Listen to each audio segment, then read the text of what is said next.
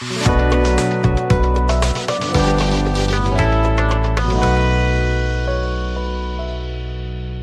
students, last video আমি অনুশীলনী 4.4 or 1 or 4 লৈকে কৰিলো আজি আমি 5 টোৰ পৰা কৰিম মানে 5 টো দি থোৱা আছে যে 3x square minus 5x plus 12 equal to 0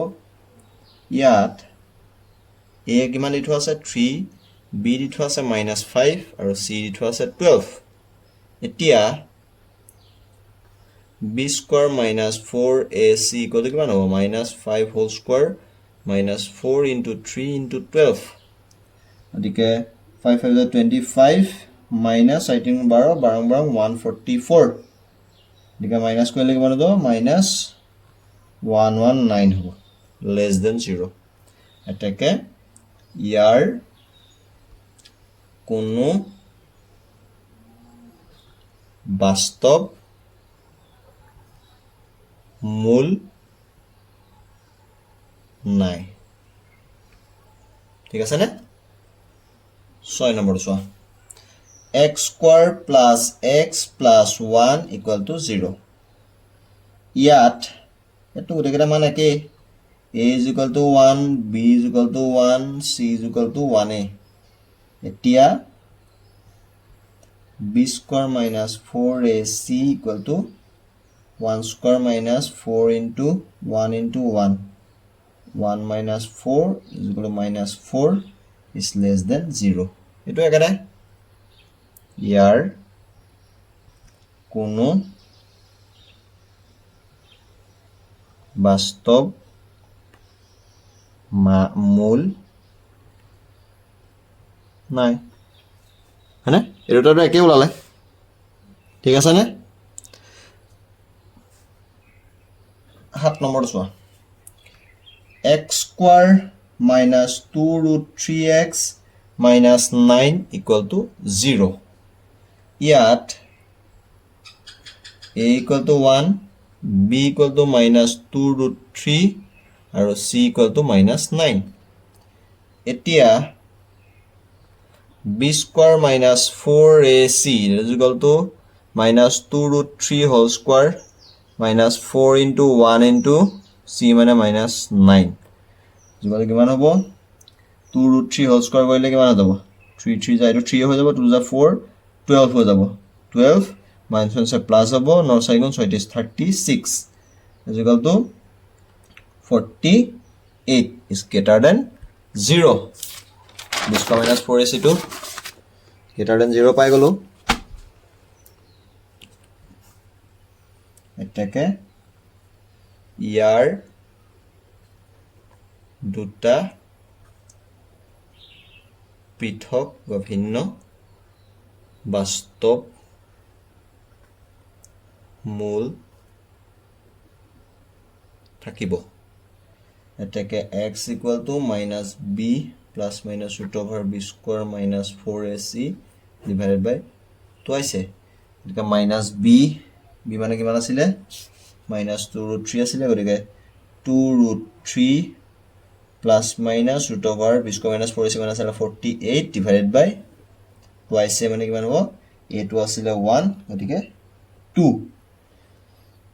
গতিকে 48 to কিমান হ'ব 16 3 যা গতিকে root 48 equal to root 16 into 3 হ'ব 16 to বাহিৰ ওলালে কিমান হ'ব 4 হ'ব root ৰ পৰা 16 to ওলালে 4 হ'ব গতিকে 4 root 3 গতিকে 2 root 3 plus minus 4 root 3 divided by 2 হয়নে গতিকে 2 2 2 কাটন গল গতিকে root 3 plus minus 2 root 3 হয়নে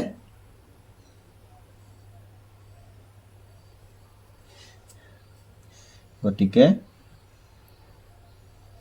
x equal to root 3 plus 2 root 3 equal to 3 root 3 বা x equal to root 3 minus 2 root 3 minus root 3 গতিকে এটা আমাৰ দুটা পৃথক বাস্তব মূল পাই গলো বুজি পালা নহয় কেনে কৰিলো ঠিক আছে আমি প্ৰথমতে আমাক ক'বলৈ দিছে প্ৰথমতে আমি মূলৰ প্ৰকৃতিটো ক'বলৈ দিছে তাৰপিছত যদি আমি মূল পাওঁ তেতিয়াহে আমাক মূলটো উলিয়াই দিছে আমি মূলৰ প্ৰকৃতিটো চাই পেলাই আমি প্ৰথম লিখি দিলোঁ তাৰপিছত আমি মূলকেইটা উলিয়াই দিলোঁ ঠিক আছে তাৰপিছত আমি কৰিম 8 নম্বৰটো 8 নম্বৰটো কি দি থোৱা আছে 2x square minus 3 root 3x plus 3 equal to 0 ইয়াত a is equal to 2 b is equal to minus 3 root 3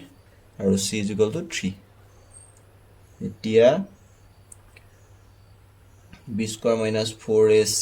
is equal to minus 3 root 3 whole square minus 4 into 2 into 3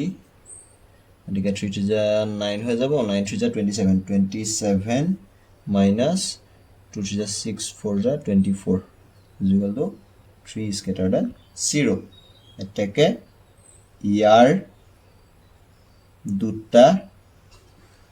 ভিন্ন বাস্তৱ মূল থাকিব হয়নে এটা বাস্তৱ ভিন্ন মূল থাকিব এটাকে x is equal to minus b plus minus root over b square minus 4ac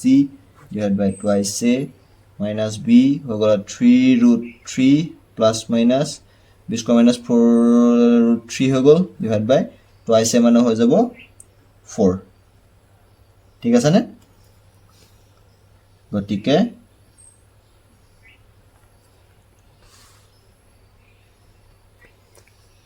x equal to 3 root 3 plus root 3 by 4